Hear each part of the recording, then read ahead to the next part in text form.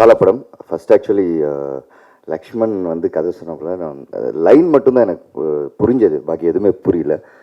மசாலா படம்ல இது இது இது அப்படின்னு ஓகே டன் பண்ணிடலாம் ஸ்பாட்டுக்கு வந்து இல்லை இது ஏன் இதுக்கு முன்னாடி என்ன சப்டெக்ஸ்ட் அவர் ஏதோ சொல்லுவார், எனக்கு சத்தியமாக புரியாது வந்து இப்போ நான் என்ன பண்ண சொல்லுங்கள் நான் பண்ணிடுறேன்.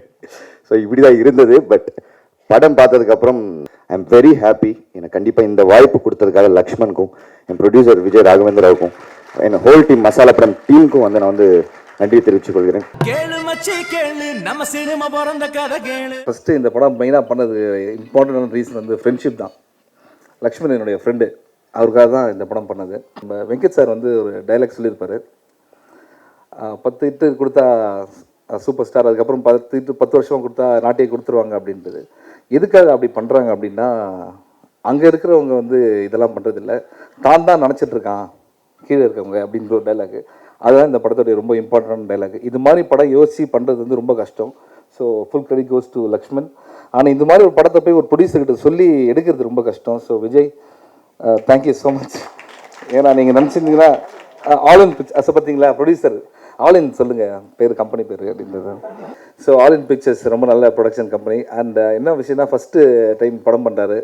எதுக்காக ஆல் இன் அப்படின்னு வச்சானா, அவர் ஒரு போக்கர் பிளேயர். போக்கரில் ஆல் இன்னா இருக்கிறது எல்லாத்தையும் போட்டு பண்ணுறாருன்னு அர்த்தம். So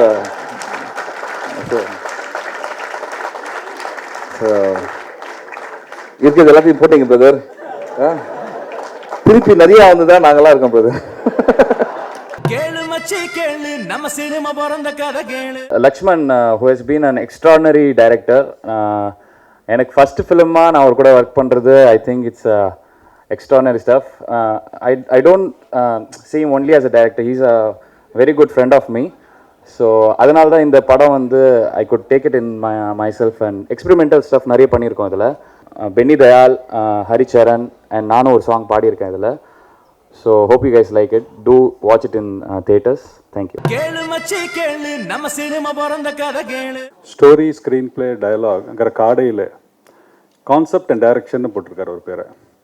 correct, it's a concept. The whole film is purely a concept. நம்ம கேஷுவலாக டே டு டே சினிமாவை காஃபி ஷாப்பில், சேட்டிங்கில், ஃபேஸ்புக்கில் பேசிட்டு இருக்கிற கண்டென்ட்டை கான்வர்சேஷன் ஜாலியாக பேசிட்டு இருக்கிற மேட்ரு சினிமா எடுத்துட்டார். Amazing, really amazing. Every technician, all the actors, I think they all should be appreciated. What I liked about the film is its background music. Terrific background music. And film mode space ரொம்ப ஃபாஸ்ட்டாக இருக்குது. ஏன்னா இந்த மாதிரி சப்ஜெக்டில் மியூசிக்கு பெரிய scope கிடையாது. எல்லாமே கான்செப்ட் பேஸ்டாகவே ஒரு 2 சிச்சுவேஷன் சொல்லியிருக்காங்க. அந்த கான்செப்ட் பேஸில் லிரிக்ஸும் பிரமாதம் எழுதியிருக்காங்க. அந்த கான்செப்ட் பேஸ்டு அந்த சாங் பண்ணதுமே I think it goes to the talent of Karthik. I wish you a long congrats. இந்த படத்தை நான் நேத்திக்கு ஃபுல் படம் பார்த்தேன். It has come out very well. ஒரு கே பாலச்சந்தருடைய படத்தை கதிர், கேவி ஆனந்த் அல்லது ரத்னவேல் இந்த மாதிரி ஒரு டெக்னாலஜி பெருசாக பண்ணக்கூடிய ஒருத்தர் பண்ணால் எப்படி இருக்குமோ அந்த மாதிரி படம். மனித உணர்வுகளோடையும் விளையாடிருக்காரு, டேக்கிங்ஸும் பிரில்லியண்டாக பண்ணியிருக்காரு. பாபி சிம்மா எக்ஸ்ட்ராடினரியாக பண்ணியிருக்காரு. மிர்ச்சி சிவா அன்பிலீவபிள் பண்ணியிருக்காரு. Mirchi Shiva first time is acted in the film. Mirchi Shiva இயல்பாக இருக்கிற இல்லை, இதை நான் சொல்கிறதுக்கு ரீசன், மிர்ச்சி சிவா இயல்பாகவே பேசினாலே 5 மணி நேரம் பார்க்கலாம். 5 hours ஸ்டாண்டப் காமெடி பண்ணால் அப்படியே 5-6 பேர் உட்கார வைக்கலாம். That is is talent. ஆனால் இதில் ஒரு காமன் மேன் கேரக்டர்னு வந்தப்புறம் தன்னையே லைட்டாக மாற்றிக்கிட்டு ஒரு ரியல் காமன் மேனோட ரெப்ரஸன்டேட்டிவாக பண்ணியிருக்காரு படத்தில். அதெல்லாம் தான் சர்ப்ரைஸ். எனக்கு ரொம்ப பெரிய சர்ப்ரைஸ் என்னென்னா, ஒரு முதல் பட இயக்குனரும் ஒரு முதல் பட தயாரிப்பாளரும் இப்படி ஒரு படத்தை எடுக்கணும்னு டிசைட் பண்ணால் சினிமா நிச்சயமாக நல்ல பாதைக்கு போயிட்டு இருக்குன்னு அர்த்தம்.